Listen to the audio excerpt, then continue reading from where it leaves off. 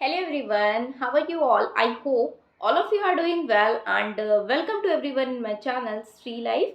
जैसा कि आप सभी को पता है कि हमारे सीटेट का नोटिफिकेशन आउट हो गया है, ठीक है। मेरे पास आप सभी के कमेंट्स आ रहे थे कि मैम नोटिफिकेशन आउट हो गया है, तो yes I know notification out हो गया है। तो इस पर कुछ वीडियो बनाई जाए या स्ट्रेटेजी जो भी है कुछ शेयर किया जाए। तो मैंने सोचा कल ही मैं प्रॉपर स्ट्रेटेजी एंड फॉर्म कैसे क्या भरना है ये सब कुछ हम पूरा एक ही वीडियो में शेयर डिस्कशन कर लेंगे। ओके, तो देखिए आप सभी को पता है एग्जामिनेशन आपका 7 जुलाई को होना है। फॉर्म आपके भरने स्टार्ट हो गए हैं, 7 मार्च से 2 अप्रैल तक आपका फॉर्म भरा जाएगा, ठीक है। तो आप पहले ही कोशिश करें फॉर्म भर लें, वरना बाद में सर्वर का इशू हमेशा होता ही है, ठीक है। एग्ज़ाम इस बार भी ऑफलाइन होगा। इससे पहले एक वीडियो मैंने बनाई थी हाँ कि अपकमिंग जो नेक्स्ट एग्ज़ाम होगा वो ऑफलाइन नहीं होगा, मोस्ट प्रोबेबली ऑनलाइन मोड का होगा और एनटीए कंडक्ट कराएगा, ठीक है ना। बात ये है कौन क्या फॉर्म भर सकता है, तो ये भी आपके बहुत ज़्यादा मैसेज आते हैं। पेपर 1 एंड पेपर 2 होता है। Paper 1 is for like JBT DElEd aspirant जो जिन्होंने अपना कोई डिप्लोमा टीचिंग ट्रेनिंग का डिप्लोमा किया उनके लिए। And paper 2 is for BEd candidates, ठीक है। बीएड कैंडिडेट ध्यान रखें कि वो पेपर 1 ना भरें, क्योंकि अब प्राइमरी से उन्हें बाहर कर दिया गया, तो आप पेपर 2 ही भरें, वही आपके लिए बेनिफिशियल है, ठीक है। और बीएड आपने एडमिशन ले लिया, फर्स्ट सेमेस्टर सेकंड सेमेस्टर में है, या आपका बीएड कंप्लीट हो गया, किसी में भी हो, ये आपके क्वेश्चंस आते हैं। ध्यान रखें कि आप ने सीटेट क्लियर कर रहा है या सीटेट भरा है, आप एलिजिबल है, भर भी सकते हैं। क्लियर कर लिया, सब एलिजिबल है। अब एलिजिबल कर दिया गया है, पहले नहीं था बट अब कर दिया गया। आपने एडमिशन ले लिया है फर्स्ट सेमेस्टर में, आप भर सकते हैं ना। बीएड वाले पेपर 1 नहीं भरेंगे ना। जो डीएलएड वाले हैं, जेबीटी वाले हैं, डिप्लोमा किया है जिन्होंने, वो पेपर 1 एंड पेपर 2 दोनों भर सकते हैं, ठीक है ना। इतनी बात ये हो गई। और नेक्स्ट अब हम डिस्कस करने वाले हैं इसकी स्ट्रेटजी या सोर्सेस क्या क्या है। आप सभी को पता है कि पेपर 1 में हमारे क्या क्या सब्जेक्ट्स आते हैं, CDP, maths, language 1, language 2 and EVS, इतना आता है। पेपर 2 में आपका एक सोशल साइंस और आ जाता है 60 मार्क्स का, और सीडीपी आनी है और 2 लैंग्वेज आपकी आनी, ठीक है ना। अब आप ध्यान रखें, जैसे आपके लैंग्वेज के बहुत ज़्यादा इश्यूज आ जाते हैं, तो आप लैंग्वेज में ध्यान रखें जो आपको भाषा बहुत अच्छे से आती है। फॉर एग्जांपल मैं अपना एग्जांपल लूँ तो मैं हिंदी भाषी क्षेत्र से हूँ, तो मैंने हिंदी ऑप्ट किया था पहली लैंग्वेज में, तो हिंदी लिया था। आप पहली लैंग्वेज जो आपको बहुत अच्छे से आती हो सकता है हिंदी आती हो सकता है इंग्लिश आती हो, जो अच्छे से आती हो वो आप लैंग्वेज 1 लिखें, जो आपको उससे कम आती है वो लैंग्वेज 2 लिखें, ठीक है। पहला हिंदी ले लिया मैंने, दूसरा इंग्लिश ले लिया, इस हिसाब से मैंने ऑप्ट किया था। आप अपने अकॉर्डिंग देख लें, ठीक है। आप बाद में संस्कृत ऑप्ट कर देते हैं, फिर पूछने लगते हैं कि संस्कृत में कहाँ से क्या पढ़ें, ठीक है। तो संस्कृत अगर आपको नहीं आती, आप संस्कृत मत लें, इंग्लिश ले लें, ठीक है ना। ये बात हो गई। और ध्यान दें, अगर आपने लैंग्वेज इन हिंदी लिया है तो दूसरी लैंग्वेज दूसरा कुछ और ऑप्ट करें, ये आपको ध्यान होगा अगर जो फ्रेशर्स हैं उनके लिए, ठीक है। अब हम इस स्ट्रेटेजी डिस्कस करेंगे। ये वीडियो उन्हीं के लिए जिन्हें प्रॉब्लम है सीटेट में, और जिनका क्लियर है उनके लिए नहीं है, ठीक है, आप स्किप कर सकते हो। देखिए बात है कि सीडीपी, सबसे पहले उठाते हैं सीडीपी। देखिए चाइल्ड डेवलपमेंट एंड पेडागोजी आपका ऐसा पार्ट है जो आप तैयार कर लेंगे तो पेपर 1 में भी काम आएगा, पेपर 2 में भी काम आएगा, और हर सेक्शन की जो 15 नंबर की पेडागोजी है उसको टैकल करने में भी काम आएगा, ठीक है। और आगे भी डीएसएसबी एंड केवीएस है, सुपरटेट, सब में काम आएगा। तो सीडीपी आपको कैसे करना है, एक चैनल आप ज्वाइन कर लीजिए और ट्रस्ट करके उसी चैनल को फॉलो करिए। जैसे सचिन सर का है, let's learn by Himanshi Singh है। मैं अपने केस में बात करूँ तो मैंने let's learn by Himanshi Singh को, उनको मैम को फॉलो किया था, ठीक है, वहाँ से पढ़ा था। आपको इन दोनों में से जो सही लगे आप वहाँ से कर लें।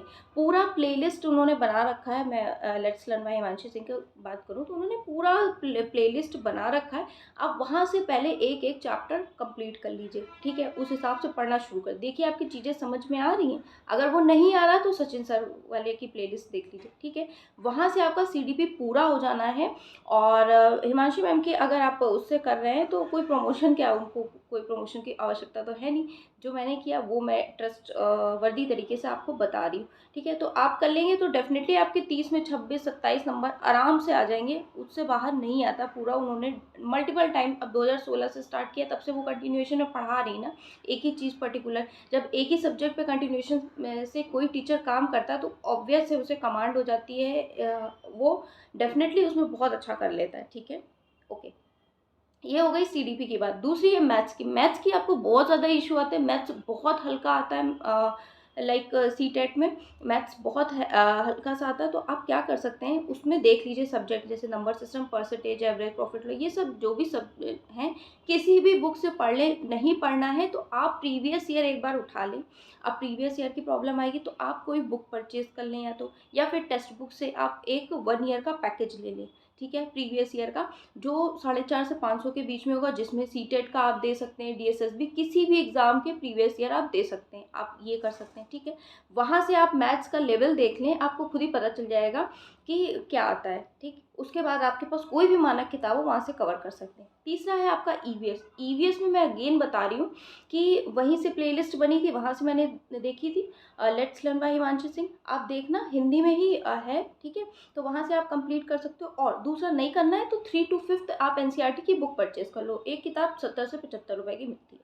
3rd से 5th की आपने ईवीएस में लाइक पढ़ लिया है, ठीक है, ये हो गया। फिर 15 नंबर की जो ईवीएस पैडागोजी यानी वो भी अभी डिस्कस करेंगे। मैथ्स में भी 15 नंबर की पैडागोजी यानी वो भी डिस्कस करेंगे, कहाँ से पढ़नी, ठीक है।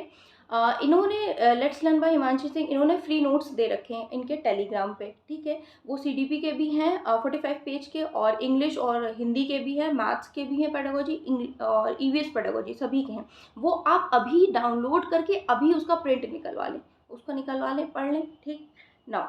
लैंग्वेज 1 में आपको क्या करना है, जैसे मान लीजिए हिंदी है, हिंदी में 15 नंबर का पैसेज आना है, ठीक है, तो आप ऐसा करें, भी तो बहुत टाइम है, 3-4 दिन में या हफ्ते भर में एक पैसेज उठा लें, कहाँ से, प्रीवियस ईयर से। कहाँ प्रीवियस है, या तो कोई किताब या टेक्स्ट बुक, एक पैसेज सॉल्व कर लें, ठीक है। इससे आपकी पैसेज सॉल्व करने से ही आता है, मैथ्स प्रैक्टिस करने से ही आता है। आपके बार बार क्वेश्चन आते हैं पैसेज कैसे करें, पैसेज भाई कोई ट्रिक नहीं है, सॉल्व करने से ही आएगा पैसेज। आपको आपकी अंडरस्टैंडिंग बनेगी कि कैसे, जैसे मैथ्स क्वेश्चन लगाते हैं वैसे उसको पैसेज को करना। इंग्लिश में क्या करना है आपको, सेम है, इंग्लिश आप वोकैब पढ़िए, जैसे आप पैसेज सॉल्व करेंगे तभी आपको पैसेज की समझ बन पाएगी। और पेडागोजी कहाँ से पढ़नी है वो मैंने बताई, उन्होंने दिया है वो करना ना। अब मैं आपकी क्या हेल्प कर सकती हूँ, मैं 5 मिनट सीरीज सीटेट की लेके आऊँगी शाम को 8 बजे के करीब। उसमें क्या है, इंग्लिश पेडागोजी होगी, हिंदी पेडागोजी होगी, सीडीपी का कुछ पार्ट होगा, और स्पेशली इस चैनल पे सोशल साइंस का भी वर्क होता है ना। अब सोशल साइंस में मैंने क्या करवा रखा है वो भी मैं आपको बता दूं। क्लास 6 से लेकर क्लास 8 तक की एनसीईआरटी चैप्टर बाय चैप्टर मैंने करवा रखी, एक आधे चैप्टर स्किप है या कुछ है तो मैं इस बार अपलोड कर दूंगी। पिछली बार 1 महीने में करवाया था सारा सिलेबस, बहुत लोगों को बेनिफिशियल हुआ, बहुत बच्चे कमेंट मेरे को कर रहे हैं कि हाँ ये सीरीज़ एनसीईआरटी की बेनिफिशियल थी। वो सीरीज़ हो गई थी, इसलिए इस बार मैं कोशिश करूँगी कि अभी मैंने 2-3 दिन पहले अपलोड किया है, मतलब 5-5 क्वेश्चन डेली प्री वाईक्यू के।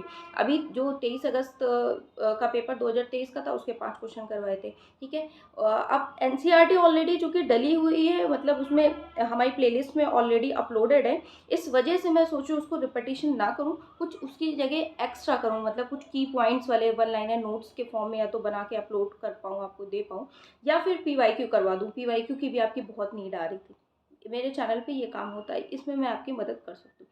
मैं ये नहीं कह रही हूँ आपको जहाँ से समझ में आए, मैं बस जस्ट बता रही हूँ, ठीक है, कि आपको जहाँ से समझ में आए। बेनिफिशियल ये बात ये है कि आपका पेपर निकलना चाहिए, ठीक ना।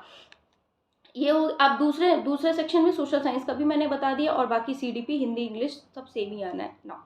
अब बात ये है सीटेट इस बार का आपका क्यों इम्पोर्टेंट है, ये भी आप सुन लीजिए। पहली बात, सीटेट इस बार का इसलिए इम्पोर्टेंट है क्योंकि अगली बार आपका ऑनलाइन होगा। बहुत स्टूडेंट्स होंगे जो कंप्यूटर फ्रेंडली नहीं होंगे तो उन्हें इशू होता है, ठीक है।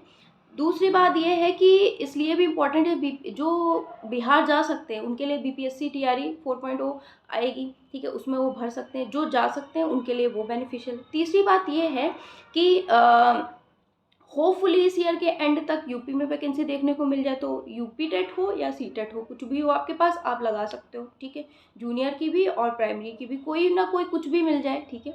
और अभी जैसे मान लीजिए इस बार जिनका नहीं हुआ उनके हाथ से कुछ अपॉर्चुनिटी चली गई होगी, है ना, तो कोशिश करें कि इस बार, अभी आपके पास बहुत ज़्यादा टाइम है, मतलब 7 जुलाई को है ना, अभी मार्च चल रहा है, अप्रैल, मई, जून, जुलाई, ठीक है, आपके पास 4 महीने के करीब लगा लीजिए, या 3 महीने लगा लीजिए, होली वगैरह हटा के 3-2.5-3 महीने बहुत होते हैं एग्ज़ाम को क्रैक करने के लिए, ठीक है। मेरे हिसाब से मैंने सब कुछ डिस्कशन कर दिया, फर्दर कुछ रहता है तो मैं नेक्स्ट वीडियो में आपको बताने की कोशिश करूँगी और कुछ मेरे दिमाग में और पॉइंट आ रहा था बट मैंने बताया नहीं। हाँ, इस सीटेट को सीरियस होके लें, ठीक है। और जिनके मार्क्स लाइक बिल्कुल मतलब कोई बढ़ाने के लिए देना चाहते हैं, तो आप किसी भी एग्ज़ाम की प्रिपरेशन कर रहे हो तो आप भर दीजिएगा फॉर्म, ऐसा कुछ नहीं है।